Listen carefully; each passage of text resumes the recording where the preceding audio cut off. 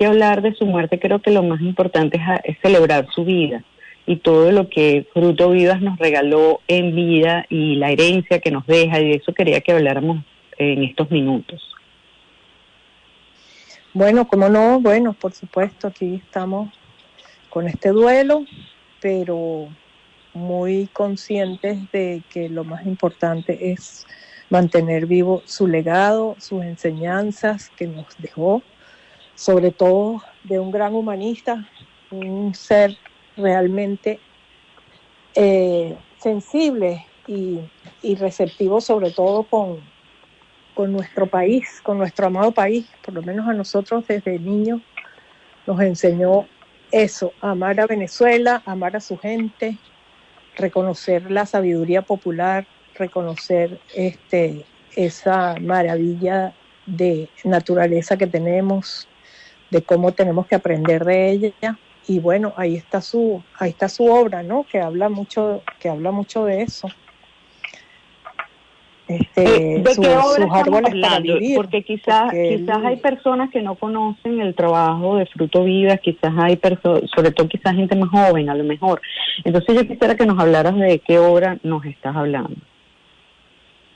Bueno, fíjate, para empezar, pudiese ser un referente que es más fácil de ver, que es la concha acústica del Club Táchira. La concha acústica del Club Táchira, que se ve, que está en las colinas de Bellomonte, se ve desde lejos, se ve la concha, y esa es una estructura que fue hecha en los años 50 y era sumamente futurista, pues, para la época. Inclusive el Museo de la Arquitectura acaba de postear una especie está en TikTok, inclusive lo pueden ver en TikTok, donde hablan los ingenieros de la época, cómo fue eso una sorpresa y fue realmente una estructura que nadie creía que podía soportar, que se podía construir, y él se puso debajo de la prueba de peso que le hicieron para demostrar que sí se sostenía con pocos apoyos. Entonces, bueno, una de las grandes aportes de mi padre fue primero la arquitectura popular, la llamaron así en los estudios de arquitectura venezolana, porque toma de la naturaleza, toma los elementos de la naturaleza para hacer una arquitectura vivible, que donde el hombre realmente tenga un cobijo adecuado al clima, adecuado a las circunstancias de la humanidad, y no tanto de copiarse modelos del exterior y todo eso. Y fíjate que, bueno, precisamente tenemos ejemplos en Falcón de casas que están diseñadas por él sin ventanas para que el viento entre y el sol. También aportes con relación al bareque, a la importancia de las construcciones populares, de esa sabiduría popular que se ha ido perdiendo y que la gente no sabe cuán importante es para vivir, ¿no?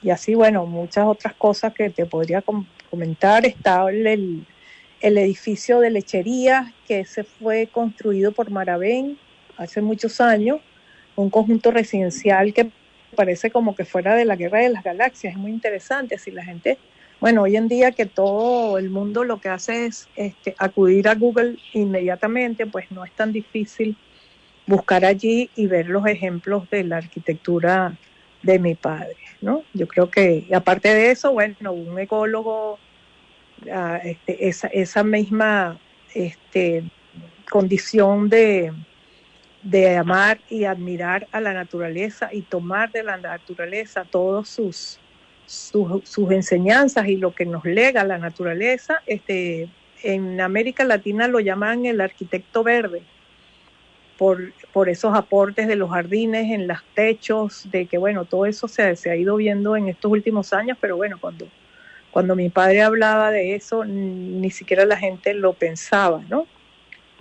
Yo creo que fue un gran visionario y tenemos que continuar su legado. Una de las cosas que tengo acá, una tarjeta que nos envió, que te la voy a leer, que dice, es mi deseo que una vez que yo muera, mis cenizas sirvan de abono a un araguaney sembrado en el Club Táchira, otro en el Tarantín, que es una casa que él hizo para él vivir en Barquisimeto, y otros en el Ávila, pidiéndole a mis hijos hagan verdad este propósito de lograr colocar en el Ávila el inicio de un collar de oro con la flor nacional y que mi vida sirva en los árboles viva en los árboles para vivir. O salvamos los árboles y vivimos con ellos o desapareceremos del universo.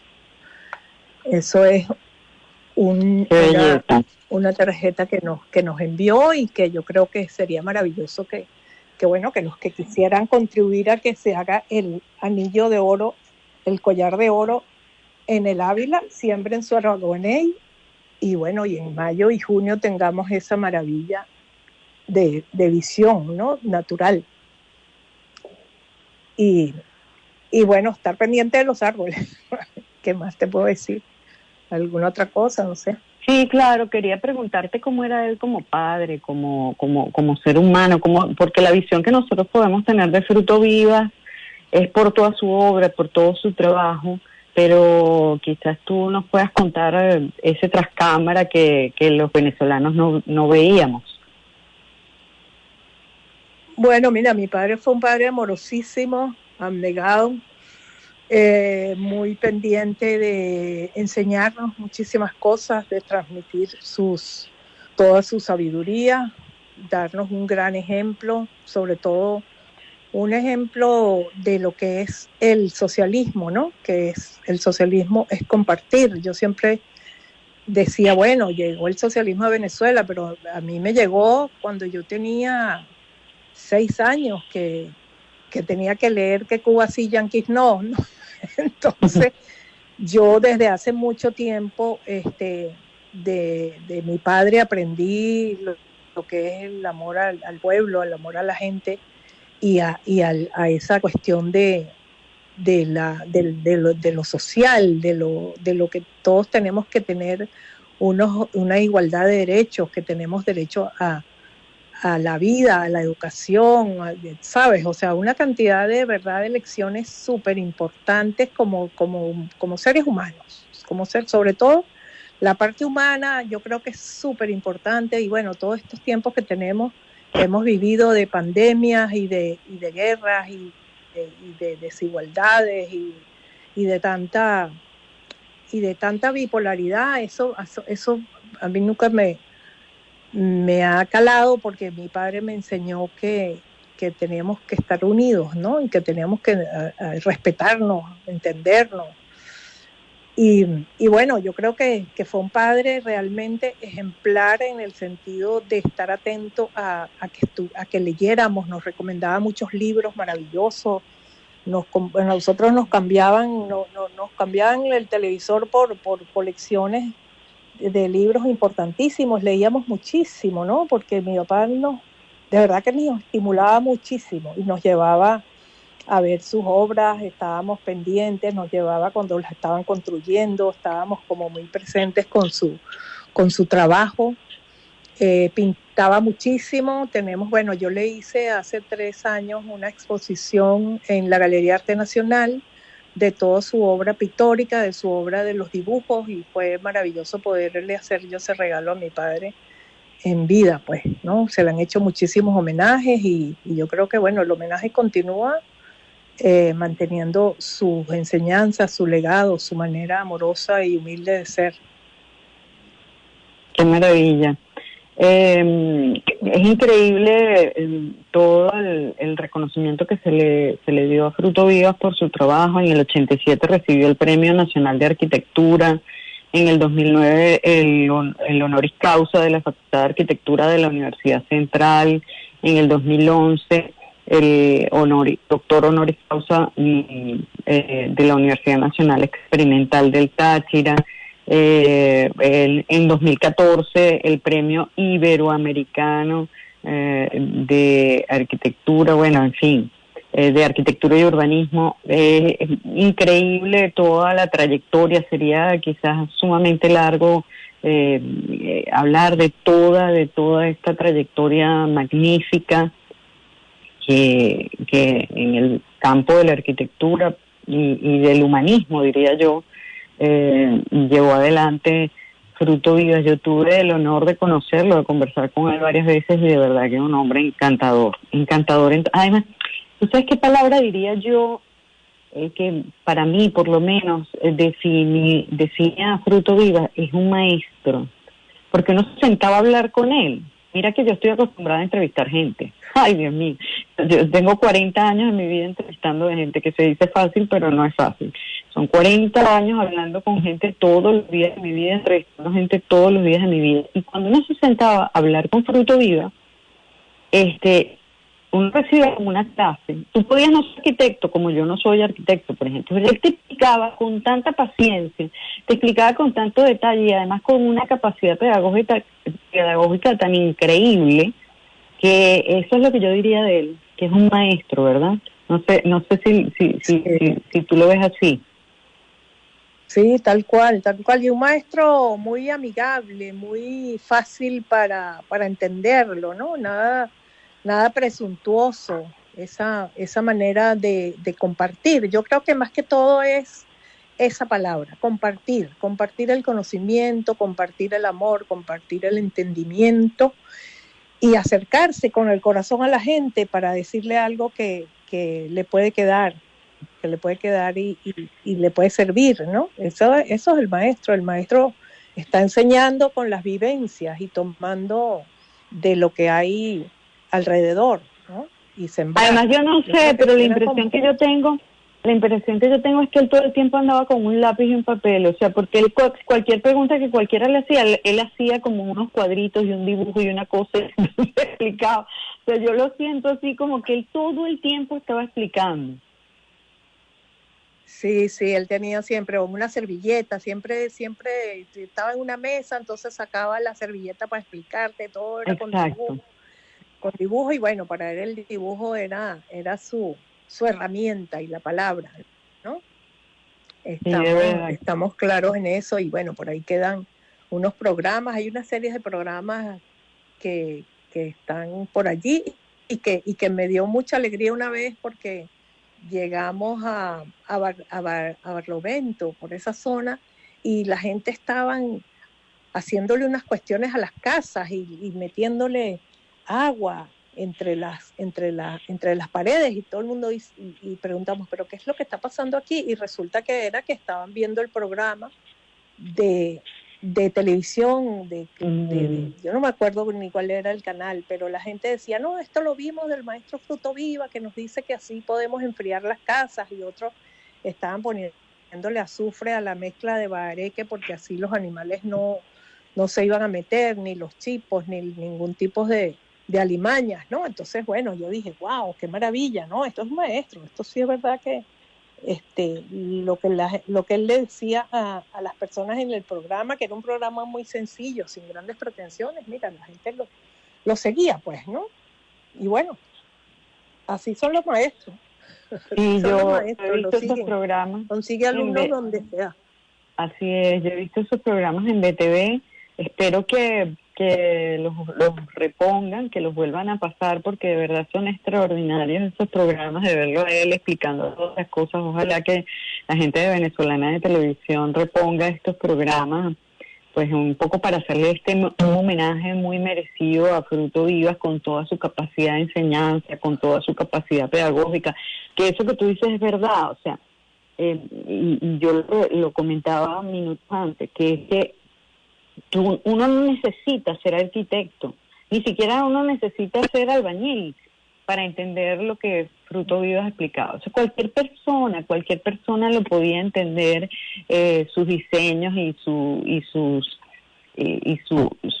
tema arquitectónico, o su forma de ver la arquitectura. Y yo creo que una de las razones por las que eso funciona así, o funcionaba así, es porque él era un arquitecto muy humanista. O sea, él diseñaba los diseños arquitectónicos de Fruto son para la persona, para el ser humano.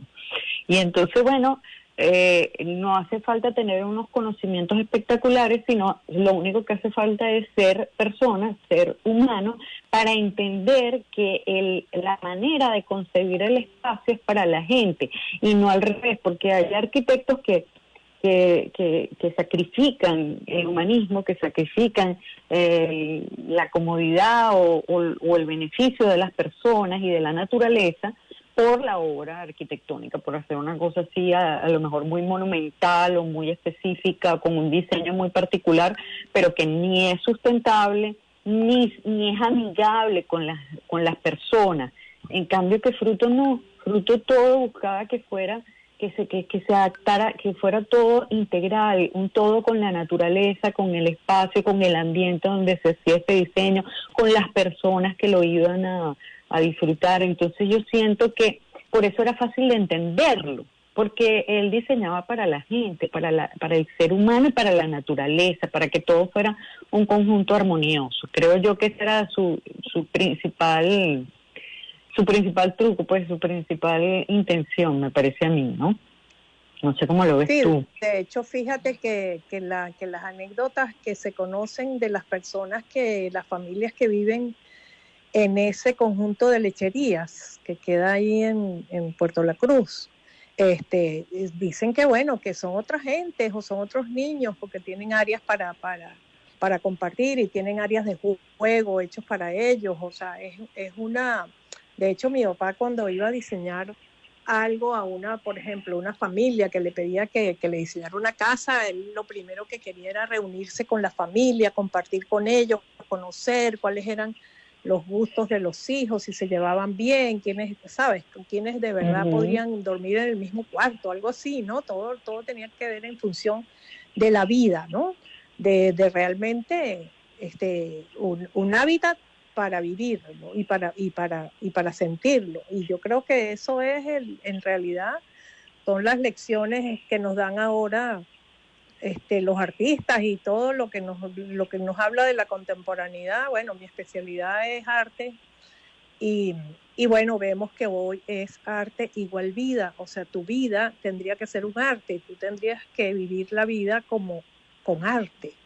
Y yo creo que, bueno, eso fue el gran legado que me dejó a mí, mi padre y a mis hermanos, y nosotros, bueno, recuerdo que íbamos al Parque Los Caobos y antes de ir a montarnos en los columpios, imagínate, cuando habían columpios en el Parque Los Caobos, mi padre nos decía, no, primero vamos a la Galería de Arte Nacional y después al Museo de Ciencias y después al parque. Entonces, claro, son enseñanzas y vivencias que le quedan y que son importantes transmitirlas para los niños, para que cuando crezcan tengan esas vivencias que nunca se olvidan, ¿no? Ya, bueno, te quiero agradecer muchísimo que hayas estado con nosotros y que nos hayas permitido a través de ti pues celebrar la vida de tu querido padre, del arquitecto Fruto Vivas, un ejemplo y una vida insigne, modelo para todos los venezolanos y venezolanas. Muchas gracias, Zuleida.